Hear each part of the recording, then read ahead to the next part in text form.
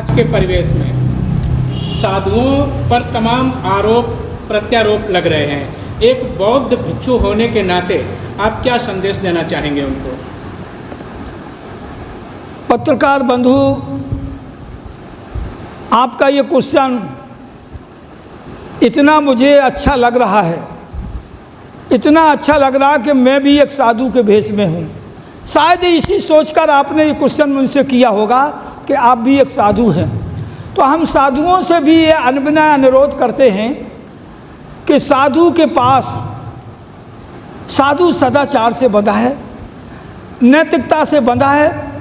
साधु की दिनचर्या हर व्यक्ति को समझना चाहिए कि साधु क्या करता है, सुबह कितना ध्यान करता है, कितनी साधना करता है, कितने मेडिटेशन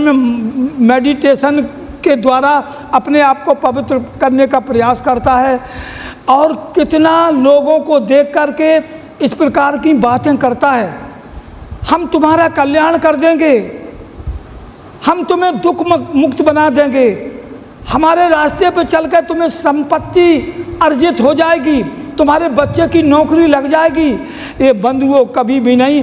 ऐसे साधु संतों के प्रति तुरंत कार्रवाई होना चाहिए, क्योंकि ये भी एक एक्ट बना है कि कोई अगर किसी को गुमराह करता है, अब गुमराह करता है उनको भोले भाले जानकर, उनको सीधे सच्चे जानकर, या उनको मजलूम जानकर, या उनको गरीब जानकर, या उनको अपंग अपाहिज जानकर, अशिक्षित जानकर यदि गुमराह करता है तो उसके ऊपर कानूनी कार्रवाई होना चाहिए।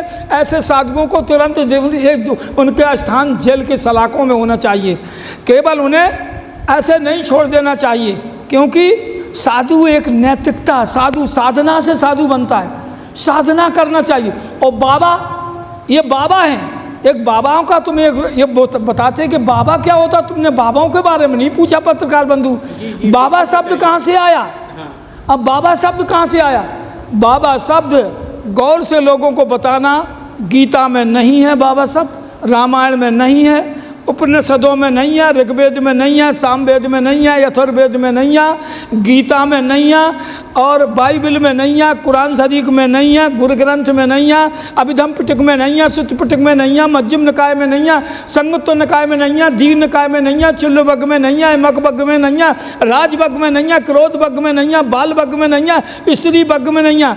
बाबा शब्द कहीं भी नहीं है। इस भारत की व्यवस्था में, भारत के व्यवहार में बाबा पिता का पिता होता है, पिता का पिता बाबा होता है। और आजकल जो बाबाओं की संज्ञा आप जानना चाहते हैं, बाबा किसको कहते हैं लोग? जब घर से आदमी बिगड़ जाता है, गांजा पीने लगा, शराब पीने लगा, दाढ़ी रखा ली, बाल रखा लिए, तो उसका नाम क्या रख दिया? बाबा। तो वो क्या काम करता बाबा?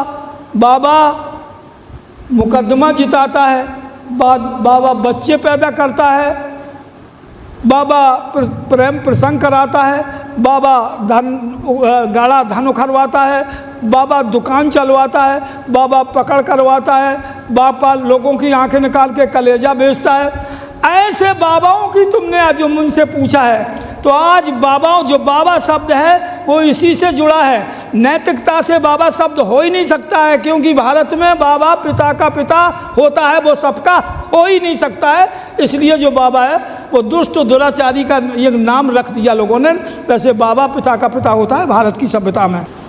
बंते जी, थोड़ा प्रकाश डालिएगा कि भारत पुनः पूर्णतया बौद्धमय कैसे हो?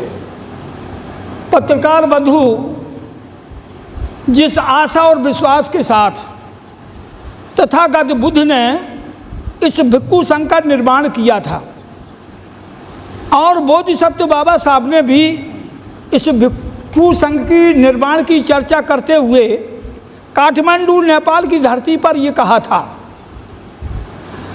कि यदि भिक्षु विलासिता का जीवन न जीकर मानव कल्याण के लिए, मानव सुख के लिए हर रास्ते पर जाकर नैतिकता का रास्ता पढ़ाएं, सदाचार का रास्ता पढ़ाएं, मानवता पैदा करें, निश्चय ही अकेले बुद्ध ने नैतिकता के रास्ते पे चल के पूरे विश्व को बौद्धमय बना दिया था।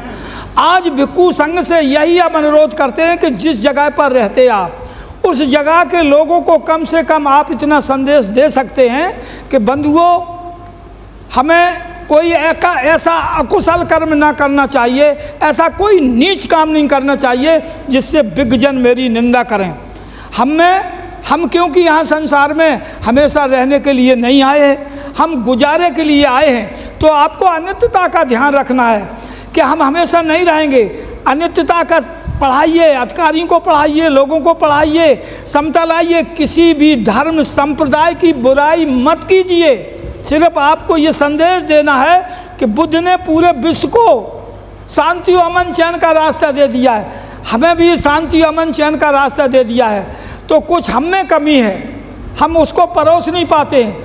जब तक हम नैतिकतावादी नहीं होंगे, जब तक हम अच्छे रास्ते पे नहीं होंगे, जिस प्रकार बुद्ध ने हमको जो चीबर दिया है, हम इसके मूल्यांकन समझें कि हमें किस लिए दिया। चीबर कंधे पे आते ही लोग बाग हमसे नमस्कार करते हैं, प्रणाम करते हैं, दान देते हैं और मुझे समझते हैं कोई सदाचारी आ गया। तो हमें वास्तव में अगर जिस दिन हम सदाचारी हो जाएंगे, जिस दिन हम नैतिकतावादी हो जाएंगे, जिस दिन हम बुद्ध के रास्ते पर अमल करने लगेंगे, उसी दिन ये राष्ट्र बुद्धमय हो जाएगा। उसी दिन हो जाएगा जिस दिन अपने आप का हम सुधार कर ले में और जन जन के सुधार के लिए निकलेंगे, तब ये राष्ट्र बुद्धमय होगा।